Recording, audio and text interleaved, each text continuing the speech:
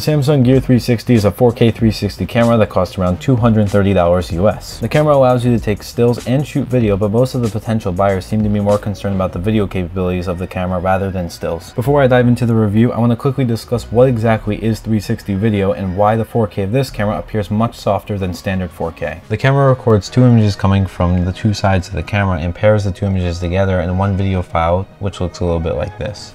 Each lens captures a 1080p image which forms a combined resolution of 8 megapixels. 8 megapixels is equivalent to 4K resolution. This is why the camera is claimed to be a 4K 360 camera, even though the sharpness of the image won't be similar to normal 4K cameras such as the GoPro Hero 5 Black. In a general setting, the camera's optics retain contrast, sharp edges, and contain chromatic aberration well, although in the harsher lighting conditions, things like ghosting and flaring can become more apparent in the footage. Two microphones can be located on the sides of the front portion of the camera, which allows for stereo audio recording. As far as the quality of the sound goes, the microphones produce audio comparable to what comes out of an iPhone. For storage, all the media files are stored on a microSD card which can be inserted on the side of the camera. Even though the photos and videos are high res, you probably won't need a massive microSD card because everything is heavily compressed. While using this camera, I only had an 8GB SD card and was able to record around 35 minutes of 360 4K video or 2600 photos. I think if you were to use a 64GB microSD card with this camera, you would have more than enough storage for general use. Considering the camera's action camera look, it really isn't that robust. The camera is only IP53 rated, which means you could get a couple of droplets of water on it and it's semi-dust resistant. The weak build, which is mostly constructed of plastic, has two bowing lenses that can easily be damaged if you were to drop the camera. As far as ergonomics go, the camera has definitely improved over the original ball-shaped Gear from 2016. The new shape feels more comfortable and the buttons are placed within an accessible distance for single-handed use.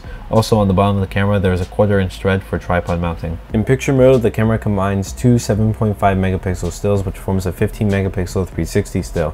To play this back, you can use the Android or iOS app that stitches the two images together and allows you to pan around the 360 space. For regular stills, there's an additional 3 megapixel mode using one of the two lenses on the camera. If you like this video, be sure to like and subscribe. Also, go follow me on Instagram for behind the scenes and other content.